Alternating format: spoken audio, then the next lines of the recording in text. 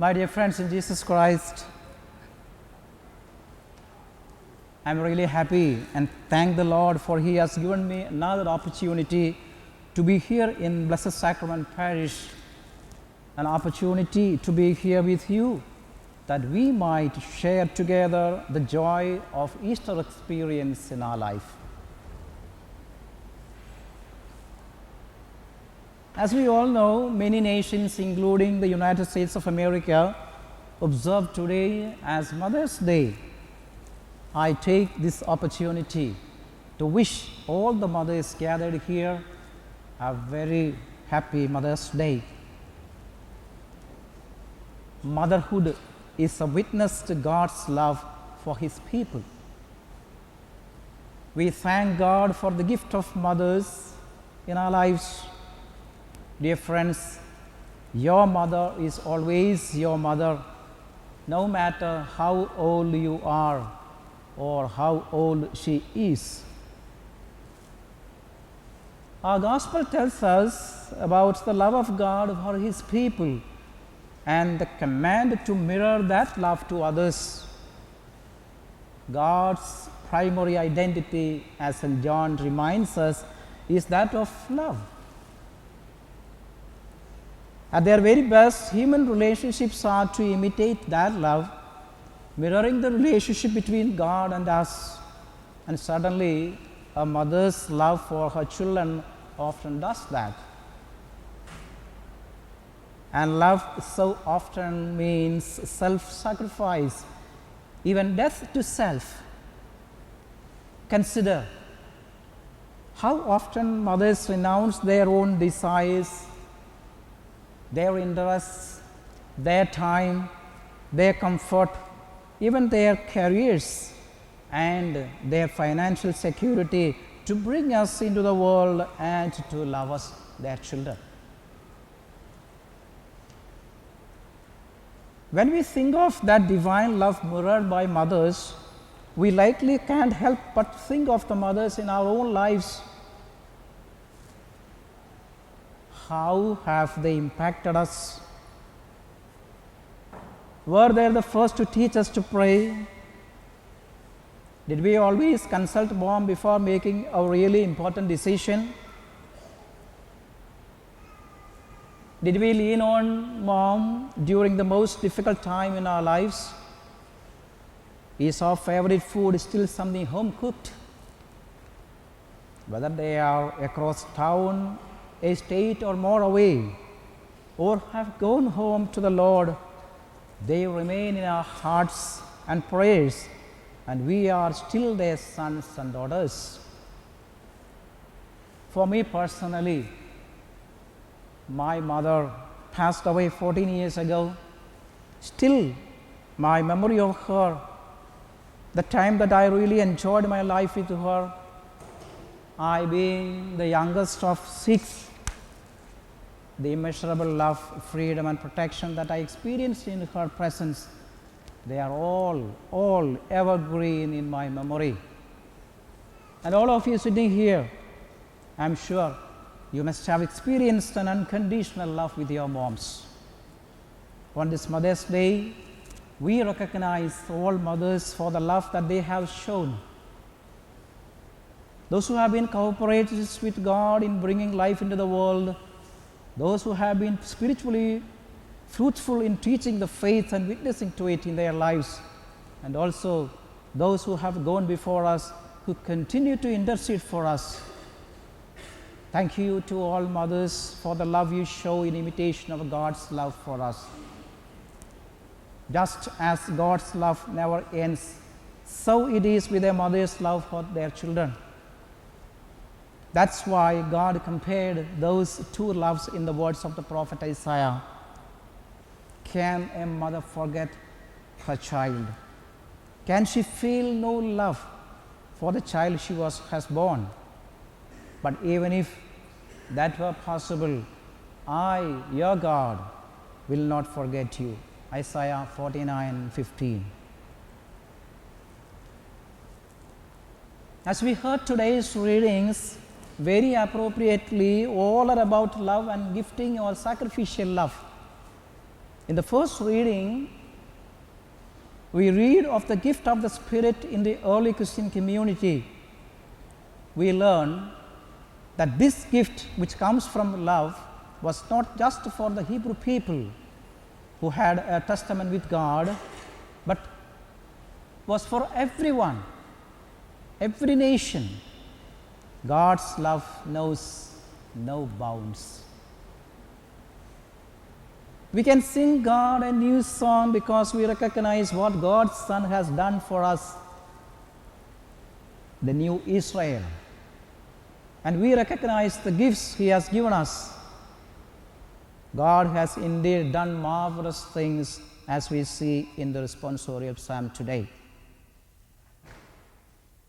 The end result of this love and this gifting of God are proclaimed both in the epistle and gospel today by St. John. In the second reading, John tells us how we need to react to this love of God and the gifts He sent. We are to love one another. It is as simple and as complex as that. We are to love one another. The model for that love is God Himself.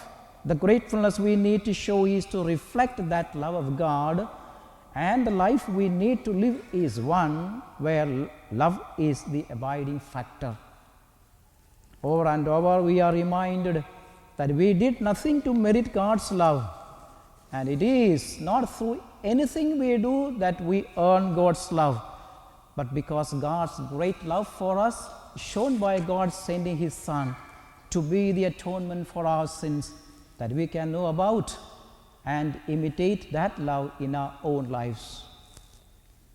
In the Gospel, Jesus says that He loves us just as the Father loves Him, and He teaches us that if we want to continue to live in that state of love with God, we need only keep His commandments willingly. The divine love gives us the command as well as duty to love one another, and we have been loved by God.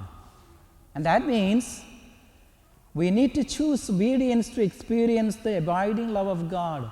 Since God has loved us first, we can and should love God in return, love ourselves and love one another.